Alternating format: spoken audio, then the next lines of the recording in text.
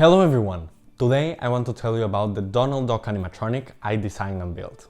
Donald is one of my favorite Disney characters, and when looking for my next animatronic, I decided to recreate as closely as possible the Donald Duck animatronic found in the Gran Fiesta Tour attraction at Epcot. I also love the story behind the animatronics, and the fact that they were part of an opening day attraction at Disney World amazes me. You can find more information about this in this video by TPN Beats and Disney Dan. But now let me show you how I built it. It all started with a 3D design of the animatronic.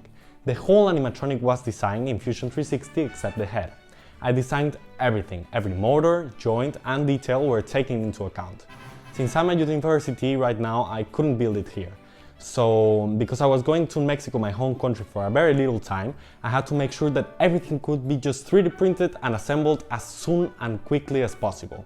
I spent almost 5 months in this design, and when it was ready, I sent it to my dad in Mexico so he could start 3D printing the parts. That way, when I went there, everything would be ready for me to assemble. I used a Prusa i3 for the small parts and a Creality CR10 5S for the big parts. The biggest parts in the whole body are the body shells, which measure 35 centimeters tall. I started with the head, and after assembling all the parts and testing that they worked mechanically, I used filler paste to smooth out the beak, the jaw, the eyelids, and I painted them using acrylic paint and finishing to make them look like the real deal. And then I tested all the motors and mechanisms to make sure the head worked. My design has one servo for the eyes, has one servo for the mouth, and 2 for the neck. Then it was time to do the fur. I did a pattern making technique I learned from Adam Krutinger, and I'll put his channel on the description. I had to buy 3 different kinds of fur until I found the one that I liked the best. I glued it and sewed it on. This is one of the hardest parts for me because I'm not great with fur, but it looks very good. Then I assembled the body, with a lot of bearings and screws, and I discovered that some parts needed redesigning, but it all worked out at the end. I added one servo for the neck turn, and each arm has a wrist movement, one arm out and then one shoulder up and down. I also added a stepper motor that can tilt the body up and down. After everything worked, it was time to make it pretty.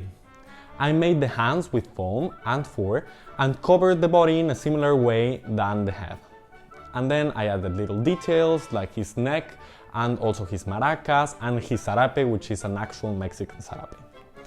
He is controlled using an animatronic control software called Bottango.